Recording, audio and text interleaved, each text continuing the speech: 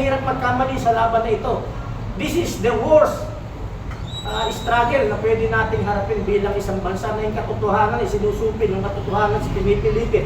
Alam namin yan. At saka ito yung interview natin na ito, pag dumating sa mga editor nyo, baka hindi ilabas. Sanay na kami dyan. Kaya kami nakaangkla sa mga social media. Ulitin nyo yung sinabi ni Colonel Galang, ha? Hindi nyo masalanan. Sir, yung UPI sabi nyo kanina supporting the ex-Marines, ano yung support? Suporta, ulitin ko ha, ang suporta ng UPI, pag lumabas na sila, tutulong kami sa abot ng aming makakaya. Security, nandun kami. Financial, nag-aambag-ambag kami kung magkano may ambag. Doon sa movement namin, hindi doon sa alien marine, kasi wala kaming kapasidad na suportahan yung mga pangangailangan nila dahil may mga pamilya rin yung mga yan.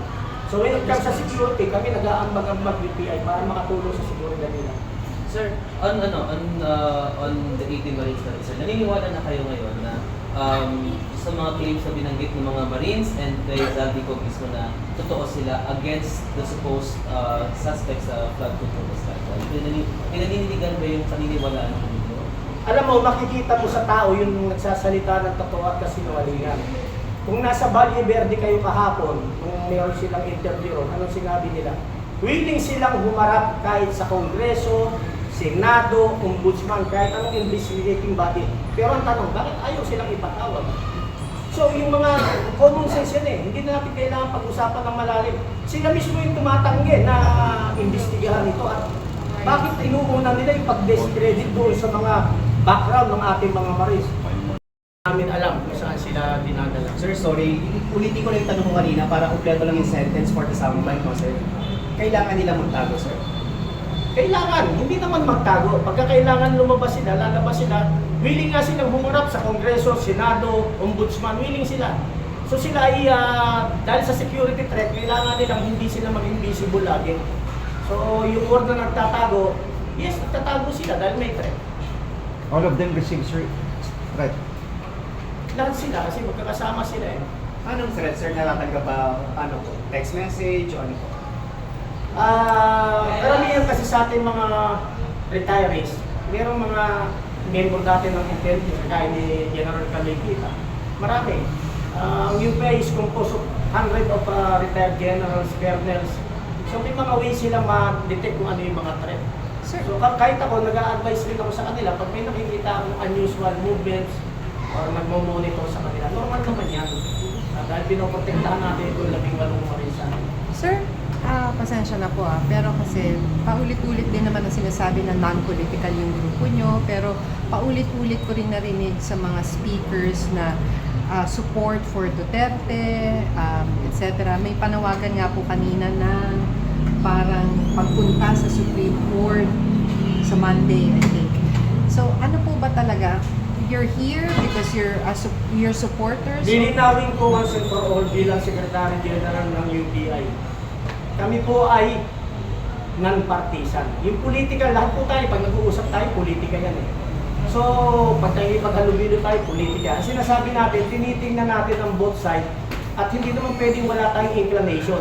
Ang tanong ko sa inyo, sino ba lumalaban lang sa gobyerno ito ng katiwalian? So, alangan naman na magwatak-watak pa yung gustong mabago ang bayan.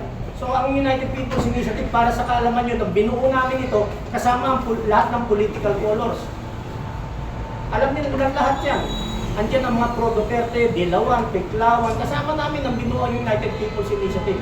Hindi po isang kulay ito. Yung po sinasabi natin na niyayakap natin kahit anong grupo, basta ang iisa yung ating common denominator. Nakikita natin yung mali at hindi natin pinagtatakpan at kaya natin ilaban to hanggang kamatayan. Yun po ang stand ng United People's Initiative. If non-partisan, bakit kanina binabanatan yung Dilawan or Pinklawan? Because they remain silent on this issue. Common sense naman, hindi na kailangan itanong yan. Ano ba ginagawa ng Sir, it's Piklawan at not saka wrong Dilawan? question, sir. So, malaya, ang kada member ng United People's Initiative, malaya silang magpahayag. May mga bumibira rin na members ng United People's Initiative, binibira rin mga Duterte. Malaya sila magpahayag. Pero sa kabuuan ng United People's Initiative, hinikayat namin sila na tingnan kung alin yung tama at tingnan kung alin yung mali. Doon tayo nakaangkla. Dahil mahirap magkamali sa laban na ito. This is the worst struggle na pwede nating harapin bilang isang bansa na yung katotohanan ay sinusupin, yung katotohanan ay pinipilipit. Alam namin yan. At saka ito yung interview natin na ito, pag dumating sa mga editor nyo, baka hindi ilabas. Sanay na kami dyan. Kaya kami nakaangkas sa mga social media. Ulitin nyo yung sinabi ni Colonel Galang ha, hindi nyo kasalanan. Sir, yung UPI sabi niyo kanina supporting the ex-Marines, anong support? Suporta, Financial- ulitin ko ha, ang suporta ng UPI, pag lumabas na sila, tutulong kami sa abot ng aming makakaya. Security, Security, nandun kami. Financial. Financial, nag-aambag-ambag kami kung magkano may ambag. Doon sa movement namin, hindi doon sa Indian Marines kasi wala kaming kapasidad na suportahan yung mga pangangailangan nila dahil may mga pamilya rin yung mga yan. So when it comes sa security, kami nag-aambag-ambag UPI para makatulong sa seguridad nila. Sir, on the 18 Marines natin, sir, naniniwala na kayo ngayon na sa mga claims na binanggit ng mga Marines and kay Zaldico mismo na totoo sila against the supposed suspects sa flood control scandal? May naniniligan ba yung paniniwalaan ninyo? Alam mo, makikita mo sa tao yung nagsasalita ng totoo at kasinungalingan. Kung nasa Valle Verde kayo kahapon, kung meron silang interview, anong sinabi nila? Willing silang humarap kahit sa Kongreso, Senado, Ombudsman, kahit anong investigating body. Pero ang tanong, bakit ayaw silang ipatawag? So yung mga common sense yan eh, hindi na natin kailangan pag-usapan ng malalim. Sila mismo yung tumatanggi na investigahan ito at bakit inuuna nila yung pag-discredit doon sa mga background ng ating mga Marines. Irrelevant na yun kahit hindi sila Marines eh. Sila yung may personal knowledge, saan nila kinuha yung pera, saan nila diniliver. Hindi na tingnan yun. Kaya tayo nananawagan sa ating Senado, lalo na yung Tinglaxo na yan, sa mga congressman natin, alam ng taong marami bayan yun. kung ano katotohanan. I-twist man ito ng mainstream or social media, alam ng taong bayan kung ano katotohanan.